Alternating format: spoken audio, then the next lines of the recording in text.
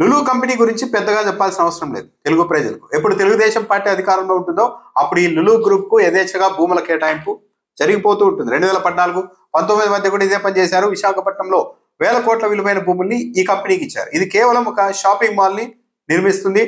Just 10,000, 20,000 రూపాయల ఉద్యోగాలు కొన్ని వందల్లో మాత్రమే ఇస్తుంది.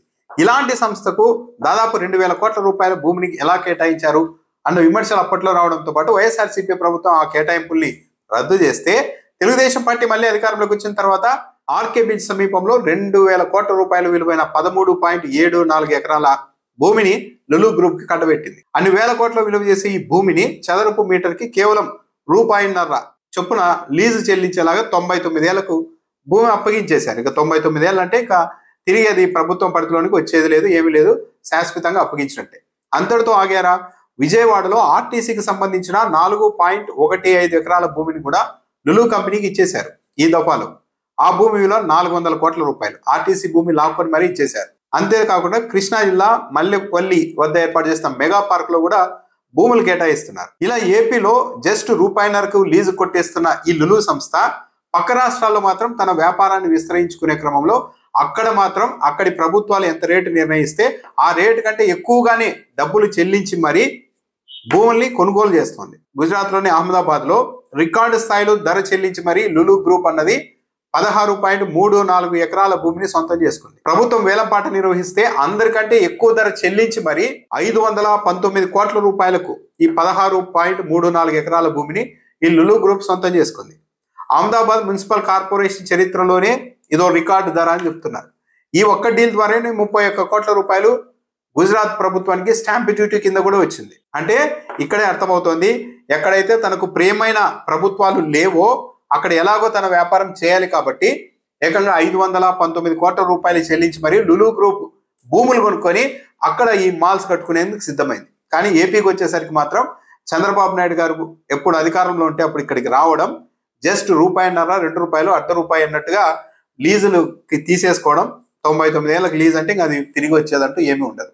సింపుల్ గా భూములు కొట్టేయడం లేదు, ఇలాంటివి చేస్తున్నారు. ఇక్కడే అర్థమవుతోంది ఏపీలో మాత్రమే ఇలాంటి పరిస్థితులు ఎందుకున్నాయి, ప్రభుత్వ పెద్దలు ఎందుకు ఇలా కార్పొరేట్ శక్తులకు ఇష్టానుసారం భూముల్ని ₹1.5కు, ₹1 99 పైసలకి కట్టబెడుతున్నారు అన్నది ఇక్కడే అందరికీ అనుమానాలు కలిగిస్తోంది. ఈ ఒక్క సంస్థకే కాదు, చంద్రబాబు నాయుడు గారి ప్రభుత్వం వచ్చిన ఈ 16 నెలల్లో అనేక కంపెనీలకి ఇలాగే కారు చౌకగా భూములు ఇస్తున్నారు. ఎందుకు ఇస్తున్నారు అని ప్రశ్నిస్తే మాత్రం ఒక వెసులుబాటుని ప్రచారానికి అనుకూలంగా వాడుకుంటూ ఉన్నారు. అదేంటంటే మనది ఎదగాల్సిన రాష్ట్రం, పెట్టుబడులు రావాలి, పెట్టుబడులు ఆకర్షించాలి, ఫస్ట్ కొన్ని కంపెనీలు వస్తే ఆ తర్వాత అన్ని కంపెనీలు వస్తాయి, అందుకే మేము ఇలా 99 పైసలకి భూములు ఇస్తున్నామంటూ సమర్థించుకుంటున్నారు. కానీ ఈ భూములు తీసుకుంటున్న ఏ కంపెనీ కూడా మళ్ళా ప్రపంచవ్యాప్తంగా ఎక్కడైనా సరే వందల వేల కోట్లు చెల్లించి మళ్ళీ భూములు కొంటున్నాయి. ఒక ఏపీకి వచ్చేసరికి అది కూడా ఏంది, విశాఖపట్నం. ఏం మామూలు అమరావతి లాంటి ఇంటితే డెవలప్ కావాలి కాబట్టి 10 కంపెనీలు వస్తే అమరావతి డెవలప్ అవుతుందని చెప్పుకోవడానికి. విశాఖ ఆల్రెడీ వెల్ ఎస్టాబ్లిష్డ్, ప్రపంచవ్యాప్తంగా చెప్పాలి, దేశంలో కాదు ప్రపంచవ్యాప్తంగా ఒక ప్రత్యేక గుర్తింపున్న నగరం. అక్కడ ఎకరా 100 నుండి 150 కోట్లు, 200 కోట్ల రూపాయలు విలువ చేసే పరిస్థితులు ఉన్నాయి. అలాంటి చోట ₹1.5కి 99 పైసలకి భూములు ఇస్తూ ఉన్నారు. ఇవే కంపెనీలు పక్క రాష్ట్రాల్లోకి వెళ్ళి వందల కోట్లు పెట్టి మరి భూములు కొనుక్కొని వ్యాపారాలు చేసుకుంటున్నాయి. అసలు ఒక షాపింగ్ మాల్ నిర్మించుకునే కంపెనీ ఎక్కడైనా కూడా జనం ఎక్కడ ఉంటే అక్కడ జనాలు బాగా ఉంటే వ్యాపారం బాగా జరుగుతుంది అనుకుంటే అక్కడ మాల్ కట్టుకుంటుంది. దానివల్ల ఐటీ ఉద్యోగాలు వచ్చేది లేదు, లక్షల కోట్లకు సంబంధించిన పెట్టుబడులు వచ్చేది లేదు.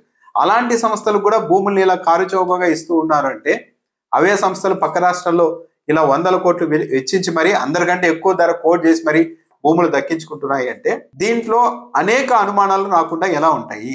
ఇదంతా ఒక క్విడ్ ప్రోకో, ఏదో ముడుపులు మారి వ్యవహారం నడుస్తోంది అన్న అనుమానాలకి ఈ జరుగుతున్న పరిణామాలన్నీ ఊతమిస్తున్నాయి.